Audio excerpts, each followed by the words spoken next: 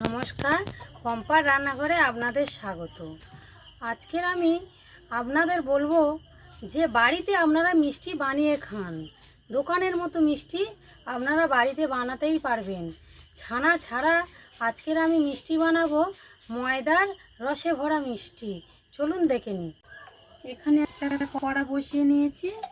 কড়ার মধ্যে দিয়ে দেবো আমি এক চামচের একটু বেশি ঘি দিয়ে দিলাম।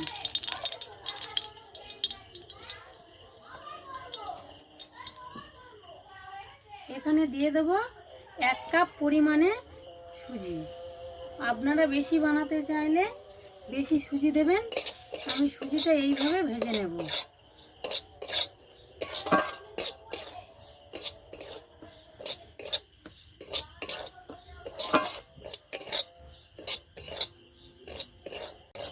সুজির একটা হালকা কালার চলে এসেছে, দেখুন। এবারে আমি এখানে অল্প অল্প করে জল দিয়ে দেব। একেবারে জলটা দেবেন না, অল্প অল্প করে জলটা দেবেন।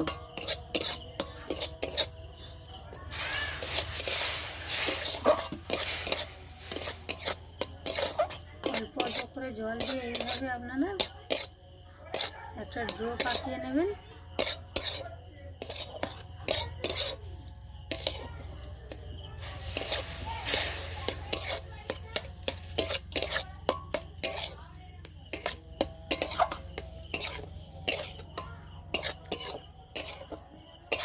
এইভাবে অল্প আঁচে আপনারা এইভাবে একটা ডোটা পাকিয়ে নেবেন।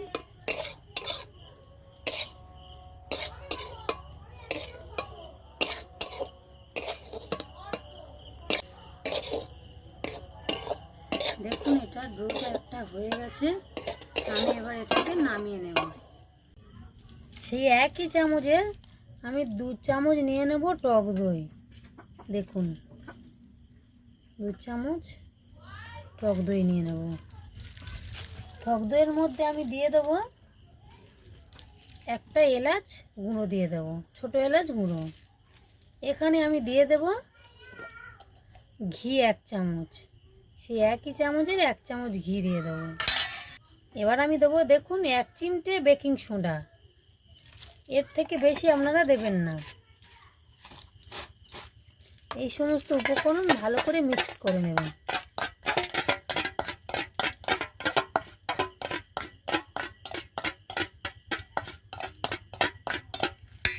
এখানে আমি দিয়ে দেব 1 কাপ, সেই একই কাপের 1 কাপ ময়দা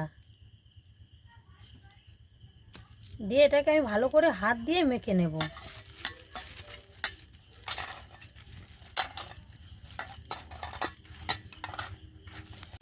এখানে কিন্তু জল দেওয়া চলবে না।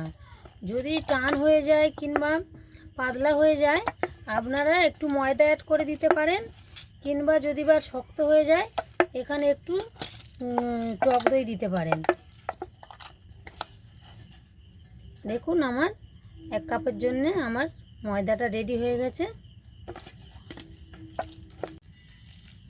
এবার আমি দিয়ে দেবো এর সঙ্গে সেই সুজির ডোটা। দেখুন, সুজি রেখেছিলাম, সুজিটা আমি দিয়ে দেব। একসাথে আমি মেখে নেব এইভাবে। দেখুন, আমার রেডি হয়ে গেছে। এটা বেশি শক্ত করবেন না, বেশি নরমও করবে না, এরকমই করবে। করে এটা কিছুক্ষণ আমি ঢাকা দিয়ে রাখবো। 1 কাপ সুজি আর 1 কাপ ময়দার জন্য আমি নিয়ে নিয়েছি 1 বাটি চিনি। চিনির সিরাপটা আমি বানিয়ে নেব। এখানে দিয়ে দেবো আমি 1 কাপ জল আর 1 কাপ জল দিয়ে দেবো। দিয়ে আমি চিনির সিরাপটা বানিয়ে নেব। এখানে 2টো এলাচ, ছোটো এলাচ আমি ফাটিয়ে দেব। চিনির সিরাপটা আমি বানিয়ে নেব। চিনির রস আমার হয়ে গেছে। দেখুন, আমি বেশি মোটা করিনি, হালকা একটু ছিট এসে গেছে। আমি এবার নামিয়ে নেব। 2 মিনিট পর আমি খুলে দিচ্ছি। দেখুন কত সুন্দর হয়ে গেছে। আমি একটু হালকা করেছিলাম, এবার ঠিক হয়ে গেছে। এখানে আমি একটা থালা নিলাম, থালার মধ্যে আমি তেল মাখিয়ে দেবো। থালার মধ্যে তেল মাখালে থালার গায়ে আর লেগে যাবে না। এবার আমার হাতে লাগার জন্য হাতে তেল আছে, আমি এইভাবে একটু করে নেবো, নিয়ে এইভাবে লেচিটা কেটে নেব। এইভাবে আমি গোল গোল পাকিয়ে কেটে নেব এই সাইজের। দেখুন এই সাইজের আমি সব কেটে নেব। আমি এই বলগুলো এবারে হাতের সাহায্যে এইভাবে সব একটু চেপে দেবো, এইভাবে চেপে দেবো, দিয়ে আমি থালার মধ্যে রাখবো। সব এইভাবে আমি চেপে নেবো। আপনাদের একটা শেপে আমি দেখাচ্ছি, দেখুন এইভাবে করে নেব। এখানে আমি বেলুন নিয়েছি, এই বেলুনের মধ্যে তেল দিয়ে দিলাম, দিয়ে এইভাবে আমি এটা এইভাবে দুপার ফুটো হবে না, এইভাবে দিয়ে দেব। দিয়ে আমি চামচের সাহায্যে এইভাবে একটু ডিজাইন করে নেব। দেখুন এইভাবে আমি ডিজাইন করে নেব সবগুলো। আমার মিষ্টিগুলো সব বানানো হয়ে গেছে। দেখুন আমি আগে যে মিষ্টিগুলো করেছিলাম ডিজাইনের এই খালাগুলো বন্ধ হয়ে যাচ্ছে, তাই আমি একটু এটা দিয়ে এইভাবে আবারও একটু ডিজাইন বানিয়ে নেব।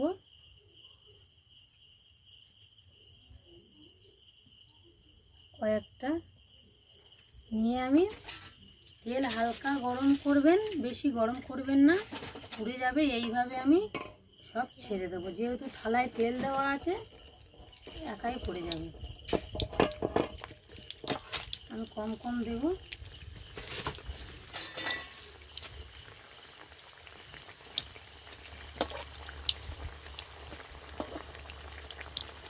এইভাবে হবে।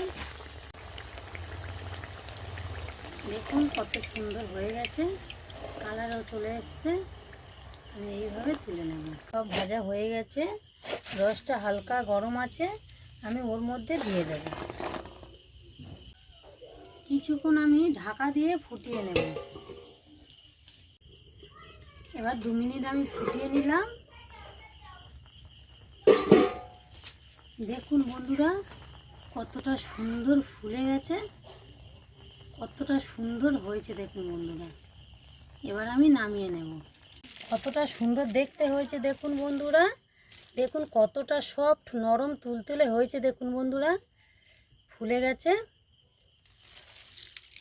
এই ময়দার রসে ভরা মিষ্টিটি আপনাদের ভালো লাগলে লাইক, কমেন্ট, শেয়ার, সাবস্ক্রাইব করে আমার পাশে থাকবেন। ধন্যবাদ।